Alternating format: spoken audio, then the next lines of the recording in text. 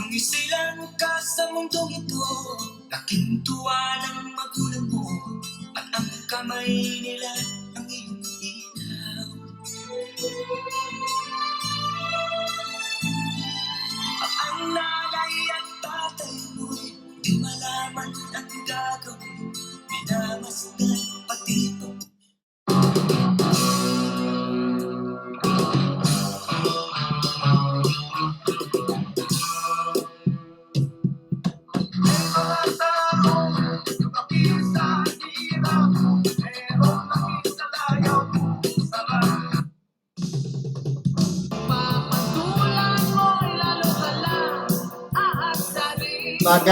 Magandang panahon sa inyo mga kataks, lalong-lalo na kay Mr. Rico Colayco.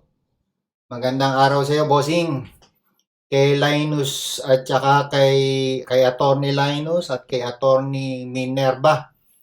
Magandang araw sa inyo mga kataks, kay Anthony at kay Chai. So ang pag-aaralan natin sa araw na to ay ang nakikita nyo sa ating monitor, ano? Tax lesson, lalagyan ko na ng tax lesson yung ating lecture para hindi ho nawawala. Hindi ako paulit-ulit ng ginagawa ko. So, ang topic natin uli ay paano natin gagamitin yung BIR chip power to our advantage. Ayan. Saglit lang ho ito. Turuan ko kayo. And then, ituro naman nyo yung ituturo ko sa iba, para mas maraming tao ang makaalam. At ito po yung umpisa natin, At yung mga taga-BIR, pwede ho ba wag na kayong manood, okay? Kahit sino sa gobyerno wag na kayong manood kasi ho masakit ho yung sasabihin ko, baka masaktan ho kayo, ma-offend kayo. So, privilege video ho ito. Huwag na ho kayong manood. Para ho dun sa mga taxpayer, ito po ay Taxpayer University. Learning is fun, earning is easy. So, bago tayo mag-umpisa, kung kailangan niyo ho ng negosyo, mag-apply na ho kayo sa akin today. At ito po yung mga pangangailangan natin. Marami pa ho akong pangangailangan at gusto ko magkaroon kayo ng hanap buhay. At habang wala ho tayong pwedeng gawin kung hindi pag-computer, kasi nga naka-quarantine tayong lahat, baka mapag-isipan nyo na sumama at magkaroon ho ng magandang negosyo. So, lately, itong si BIR Commissioner, nagclamor ang daming tao, pare. Ang daming tao na nagagalit. Natagagalit. Yes. Galit na galit yung mga tao kasi nga, reluctant siya na i-extend yung filing ng annual income tax return. Sa mga hindi nakakaintindi kung anong ibig sabihin ng annual income tax return, i-download nyo lang yung BIR form number 1701 o yung BIR form 1702. Yun po yung annual income tax return. So, ayaw. So, kung sino-sino yung nag-usap-usap na matataas na tao, at napakiusapan naman, nag-release siya without, gusto ko lang i-emphasize, without the consent ng DOF chip. Ayan. Gumawa siya ng RMC. RMC 30-2020 ata yung ginawa niya. Yun yung pinaka-latest. At inilahad niya ron, sir. Inalahad niya ron yes.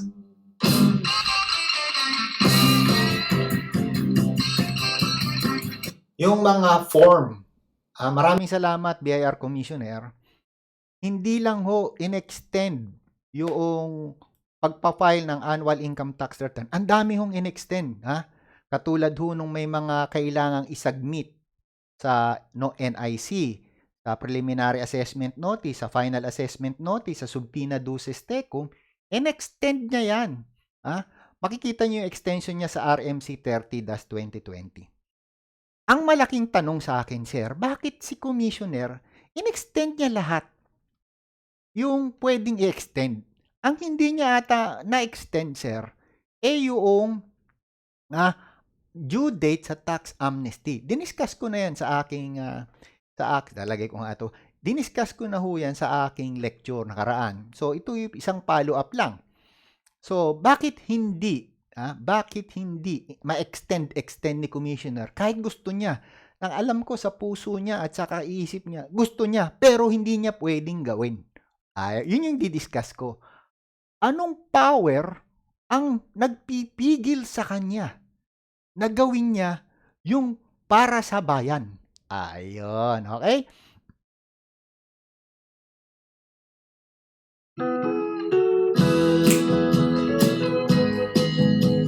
Sa gitna ng bawat linya. So, okay mag-alala. Pinag-aaralan ko yung paglalagay rito ng mga music, okay? So, puntahan natin yung in-issue ng ating mahusay na BIR Commissioner. Ano ho yung power ni BIR Commissioner na ginamit niya sa RMC 30-2020? Ito po yun, mga kasama. Kung nakikita ninyo, yan po yung power na ginamit ni Commissioner. Ayan. Mga ibong nagliliparan. Yes. Yan po ay mga ibong nagliliparan. Babasahin natin. Section 4 Tax Code, power of the Commissioner to interpret tax laws and to decide tax cases. So, under the tax code, mga bossing ko, may dalawang power si Commissioner. Ano yung mga power niyan? Tiwala ng buong puso sa kanyang mga pangako. Ayan. Tamis ng kanyang dila at Okay. Dalawa ho yung kanyang power. To interpret and to decide tax cases, to interpret the tax code and other tax laws. Bakit may ganito sa aking saan galing yan? Ito, tanggalin ko. Okay. So, merong dalawang power siya. Power to interpret tax code and other laws. Tayo na nga natin, punyeta. Sorry. The power to interpret the provision of this code referring to tax code and other tax laws shall be under the exclusive and original jurisdiction of the Commissioner, subject to review by the Secretary of Finance. Okay. So, since ang pinag-uusapan natin sa RMC 30-2020, yung power niya na nasa tax code. Ano yon? Yung pag-e-extend ng pagpa-file ng certain returns or documents. Allowed yun dahil nasa loob ng tax code. Ayan. Power to interpret the provisions of this code, the tax code. Ang hindi ko lang gusto sa mga nakaraang commissioner, at siguro, hindi naman siguro to kasalanan ng current commissioner natin. Baka biktima siya, benefit of the doubts. Bakit, sir, bossing, Panginoon?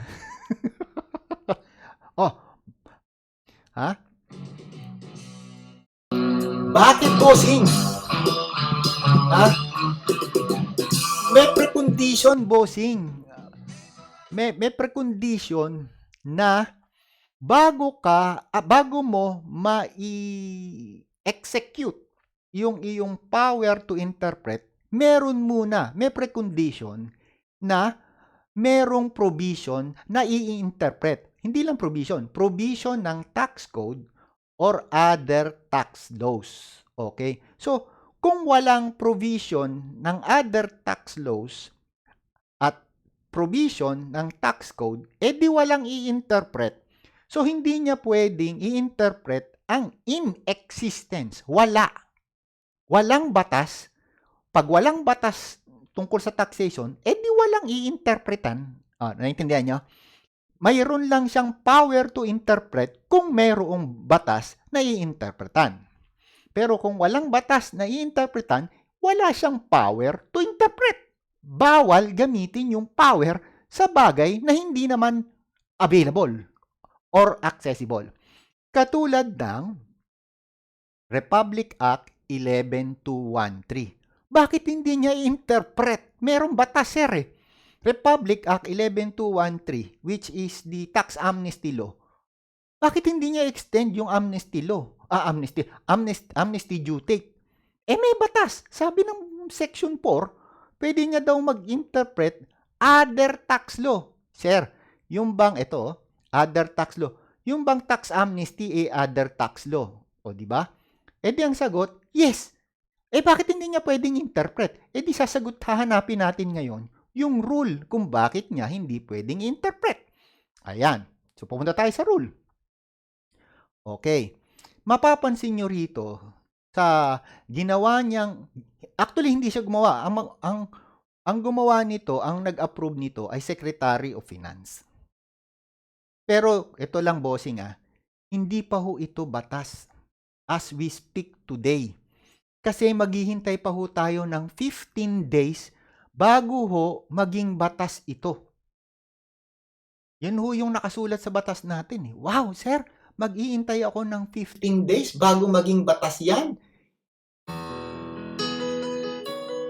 Yes. Ika'y isang kapuspalan, bigo ka pa sa pag-ibig. Di ka nag-aral pagkat walang pera. Yan. Yan ang problema. So, hindi ka nag-aral, kaya may problema ka.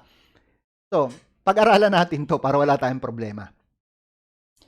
So, hindi siya pwedeng mag-extend ng amnesty tax due kasi hindi pinapayagan ng Republic Act 11213. Ang pinapayagan lang ng Republic Act 213 ay yung Department of Finance Chief, yung Secretary of Finance, ang pwede lang mag-interpret ng Republic Act 11213. Totoo ba yan, Mr. Maestro? Di puntahan natin yung batas. Okay. Ayan ho yung batas. Posing. Ayan o, basahin nyo, Section 27. Implementing rules and regulation, the Secretary of Finance shall, in coordination with the Commissioner of Internal Revenue, promulgate and publish the necessary rules and regulation.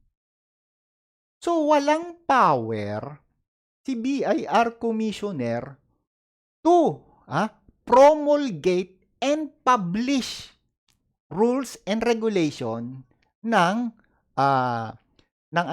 Republic Act 11213.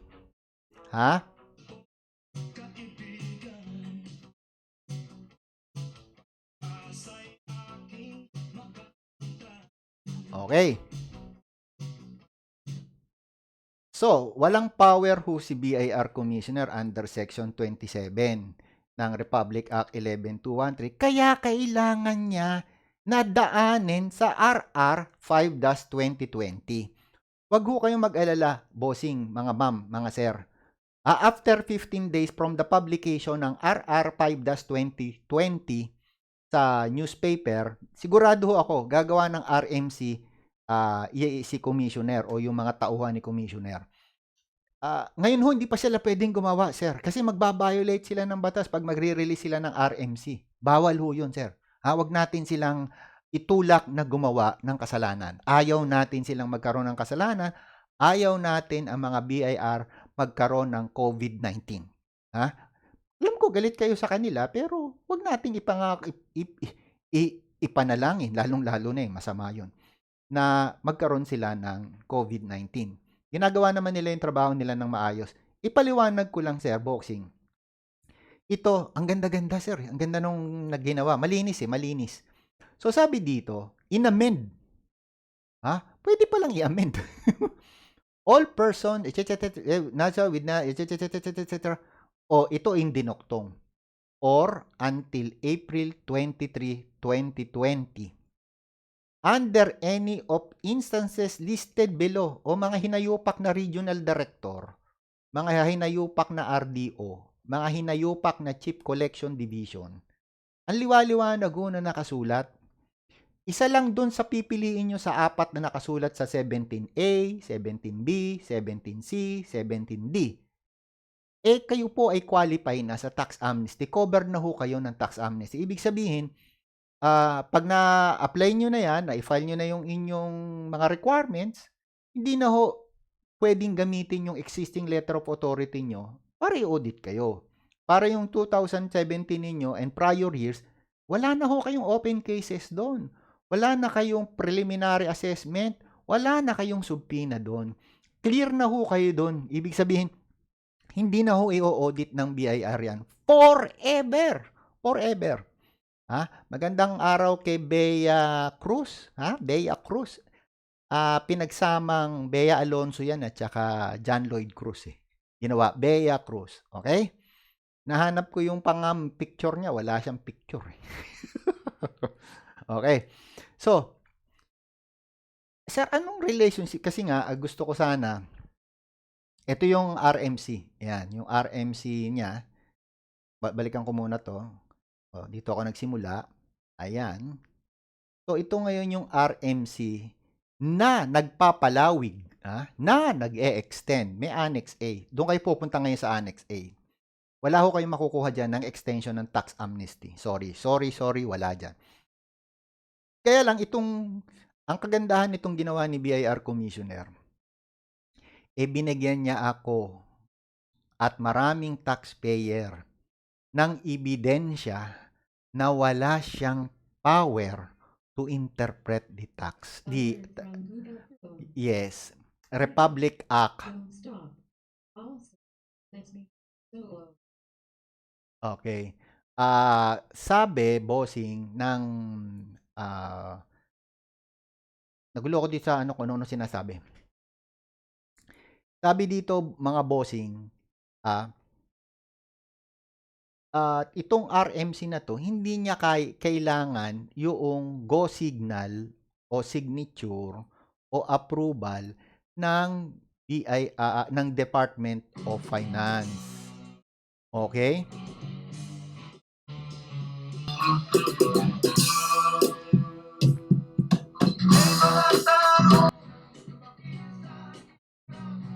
Okay. So, i-relate ko ngayon yan. Binigyan ako ng commissioner ng ebidensya, a piece of evidence. Kung ako ay pupunta ngayon sa Court of Tax Appeals o pupunta ako ngayon sa Regional Trial Court para mag-file ng mandamus o mag-file ng certiorari, may ebidensya ngayon ako na pwede kong gamitin na yung kanyang ginawa ay contrary sa law. Ayun, sa law. So, hindi ko siya kinakasuhan Gusto ko lang ipatupad niya yung batas para sa mga mayroong open cases. Ayan. So, pupunta ngayon tayo sa basic, mga bossing. Basic law. Article 7, third paragraph, New Civil Code. Binago ko na ho yung mga content para mas madali nyong intindihin yung batas. So, Article 7, third paragraph, New Civil Code, kung papalitan ho natin yung mga relevant information doon ng current information, ito po yung mababasa nyo. RR 4-2019 is valid only when RR 4-2019 is not contrary to RA 11213. So, isa pa. RMC 57-2019 is valid only when RMC 57-2019 is not contrary to RR 4-2019 and RA 11213. Maliwanag. Di ba? So, para maging valid daw yung RR 4-19, hindi siya contrary sa 11213. Para maging valid yung RMC 57-2019, kailangan hindi siya contrary sa RR 4-2019 at saka sa RA 11213. So, it is our duty as a taxpayer or citizen of this republic, the Republic of the Philippines, i-check naman natin kung yung ating mga opisyal ay ayos yung ginagawa nila sa batas. At tinatawagan ko pala yung COA. mukhang merong nangyayaring hindi maganda dyan sa Quezon City. Balita ko lang kasi yung purchases ng 400,000 daw na food packs sa Pasig, ang halaga lang ay 160 million.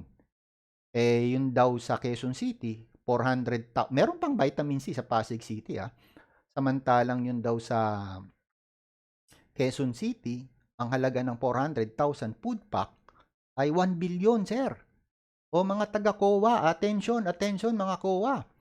Gamitin ninyo yung power nyo ngayon, sir, bossing. Wag na kayong magpalagay, wag na kayong humingi ng sasakyan, wag na kayong humingi ng pabor. Kung meron hong masasamang tao diyan sa gobyerno ng City Hall, hulihin ho ninyo mga bossing.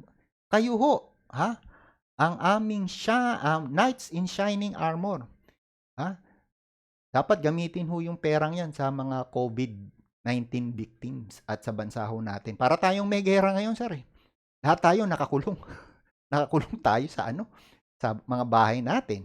So ako, ngayon ginagawa ko, paano ko matutulungan yung mga taxpayer? Kasi yun naman ang expertise ko So, maliwanag dito sa batas na to, ang trabaho natin, hanapin kung yung RR 4-2019 ay contrary sa RA 11213. At tingnan natin kung yung RMC 572-2019 ay contrary sa RR 4-2019 at RA 11213. Alalahanin po ninyo kanina bago ko nagsimula, sabi ng batas, hindi pwedeng mag-promulgate o mag-publish ng batas si BIR Commissioner para ho sa RA 11213. Kasi under Section 27 ng RA 11213, ang binigyan lang ng power o dinesignate lang ay si DOF chief at hindi si BIR chief. Maliwanag ho yun. Ngayon, ang tanong, sir, mayroon bang ininterpret si BIR chief na contrary sa Republic Act 11213? Di, meron ho akong nakita. Ipapakita ko ho sa inyo. Ito ho yung question 14 at answer 14. Ang liwaliwanag ho dito, are open staff filer cases included in the amnesty? No, these are not covered under RR number 4-2019. Ang masakit ho dito, sir bossing, ang masakit dito is papatugtog ako. Dito na lang.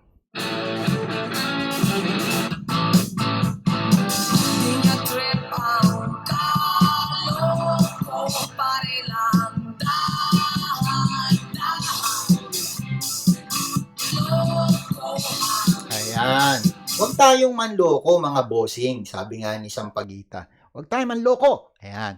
So, sabi dito, R1 are open stop filer cases included in the amnesty. Ang sagot is answer 14. No, these are covered under RR number 4-2019. Ang tanong ko lang po, mga bossing, sa inyo, mga nakikinig, nanunuri, nanunuya, at nagagalit, halo-halo na, mayroon bang provision, sa Republic Act 11213 na nagsasabi na bawal mag-avail ng tax amnesty ang stop filer cases, open stop filer cases. Yun ho yung tawag nila open stop filer cases.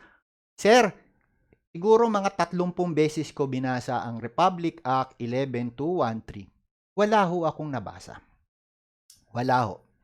Gusto ko sanang liwanagin sa inyo, bossing, na under our new civil code, pag ini-interpret po yung batas, sabing ganon, dapat ini-interpret ang batas na ang magpre-prevail at the end of the interpretation is righteousness and justice. Righteous ba natanggalan mo ng karapatan yung may mga open cases na mag-avail ng tax amnesty?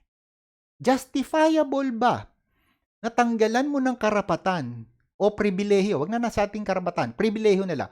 Tanggalan mo ng pribilehiyo yung mga tao na gustong mag-avail ng tax amnesty na may open cases. The answer is always no. At saka itong provision na to, sir, is contrary dun sa sinasabi ng ating presidente. Mag-avail kayo ng amnesty. There are two reasons. Number one, sabi ng presidente natin, ni Duterte. Mag-avail ka, Mr. Maestro, ng amnesty. Number one, kailangan ko ng pera.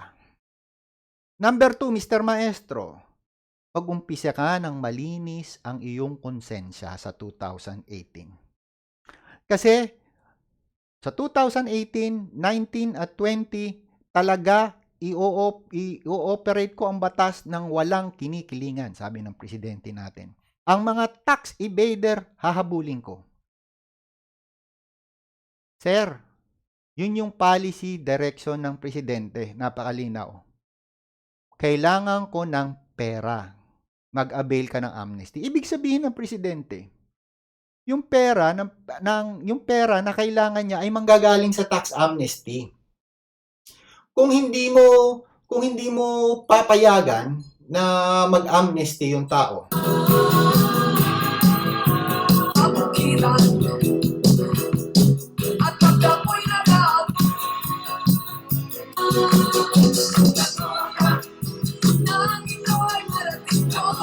magandang araw sa mga taga Laguna. So, kung hindi mo bibigyan ng pagkakataon yung mga open stop filer cases na mag-avail ng amnesty, ano makokolekta ninyo sa tax amnesty? Di ba? So, dineprive mo ang presidente natin na makapag-raise, makakolekt ng fund para ho sa COVID-19. Sabi ho ng DOH, ang COVID-19 daw ang trajectory nila, yun ho yung word, trajectory, ay aabot ho next year. Ibig sabihin, baka hindi tayo makalabas ng bahay hanggang next year kung aabot yan. Di ba?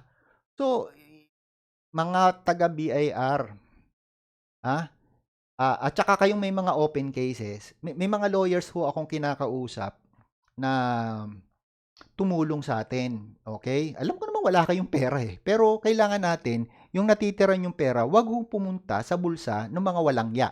Okay? Maibayad ho ninyo sa gobyerno. Kasi kailangan ho ng presidente natin, ng buong bansa natin, ng tulong natin. So sa pamamagitan lang ng tax, makakapkuhan ho ng tamang pondo ang ating bansa. So, kakausapin ko ho yung mga kasama ko dito, katulad ni Rico Colaico, ni Mau Brasa, ni G. Santander, ayan, si Tess Bernales, si Joyce Cabatan, si Anthony Peña, at saka marami pang iba, andyan si Kevin Gia, o yan. Sasabihin ko sa kanila, baka pwede nating sa panahong ito, itulong natin yung serbisyo natin. Huwag tayong magpabayad. Tulungan natin lahat ng may open cases na makapag-avail ng tax amnesty. Pagkatapos, yung pera makolekta. Sir, hindi papayagan ng BIR. Kumausap din tayo ng lawyer. Mag-file tayo ng mandamus at mag-file tayo ng certiorari. Dalawa. Kami papile yan. Maaring sa Regional Trial Court, class suit, o kaya sa Court of Tax Appeal. Okay? So, bahala na yung lawyer doon. So, yung may mga open cases, andyan naman yung number ko. Yan, sinasabi ko na. Tutulungan namin kayo ng walang bayad. Pero hindi ko kaya mag-isa kaya nga mahanap ako ng ibang kasama para sa buong Pilipinas makakolekta ng bilyong-bilyong piso ang gobyerno natin through open cases. Okay? At alam mo, mga open case, maliliit na tao Mga property consultant, yung nagbibigay ng flyer. Sino pa? Yung mga insurance agent. Sino pa? Yung mga nangungumisyon. Nangungumisyon sa property. Oo. Yung mga lower, di ba kung merong realtor, yung mga nasa ilalim nila, nagre-rehistro din yan Kawawa, sir Kawawa yung mga tao. Hindi nila alam ang gagawin. So, nagpapasalamat ho ako sa lahat ng nanonood ngayon. At sana po ay magkakaroon ho ako ng tutorial videos, hindi, sabi ng anak ko, hindi raw tutorial video tungkol sa tax accounting. siguro wala akong ginagawa ngayon kaya wala akong ano, matatapos ko ito siguro at magiging negosyo ho ng pamilya ko habang ako'y malakas at na puwedeng magsalita. So, Mr. Commissioner, alam ko na yung yung ibang pinipirmahan mo hindi mo na nababasa, hindi mo na na-analyze maigi. Willing po ang grupo namin na tumulong at marinig niyo naman, ha? Marinig niyo naman yung opinyon namin bago ho kayo mag-release ng mga rules and regulation para ho sa kaunlad ng bansa natin, okay? Marami pong salamat at sana po ay mayroon ko yung natutunan sa araw na 'to dahil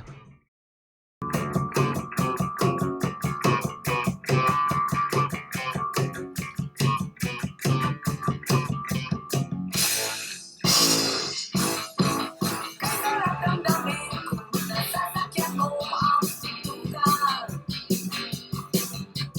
Sabay